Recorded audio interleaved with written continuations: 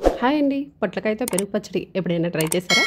Try చేయకపోతే ఒకసారి ఈ విధంగా ట్రై చేయండి. ముందుగా పొట్లకాయని తీసుకొని శుభ్రం చేసి ఈ విధంగా కట్ చేసుకోండి. ఇలా కట్ చేసుకున్న దాంట్లో కొంచెం సాల్టు, నేనైతే ఇక్కడ కొంచెమే వాటర్ వేస్తున్నాను అండి.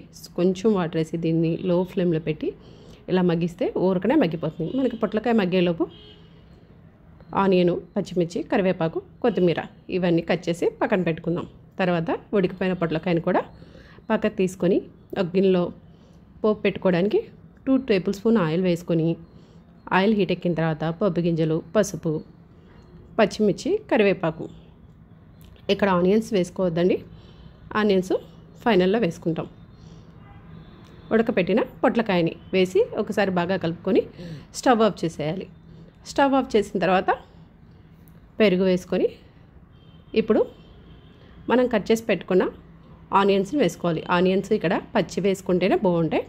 ఇవి నూనెలో మగ్గకుండా ఈ విధంగా పచ్చి ఆనియన్స్ వేసుకుంటే బాగుంటాయి. అలానే కొత్తిమీర వేసి ఇక్కడ మీరు టేస్ట్ తగ్గట్టుగా సాల్ట్ కూడా యాడ్ చేసుకోండి. కలిపేసుకుంటే పొట్లకాయ పెరుగు పచ్చడి రెడీ అయిపోయింది. ఒకసారి ట్రై చేసి చూడండి. అలాగే మీలో ఎంతమందికి ఈ పొట్లకాయ పెరుగు పచ్చడి తెలుసు, అలానే ఎంతమందికి ఇష్టమో కామెంట్ చేయండి. నచ్చితే ఒక లైక్ చేయండి. అలాగే నా ఛానల్ని సబ్స్క్రైబ్ చేసుకోండి. Thanks for watching.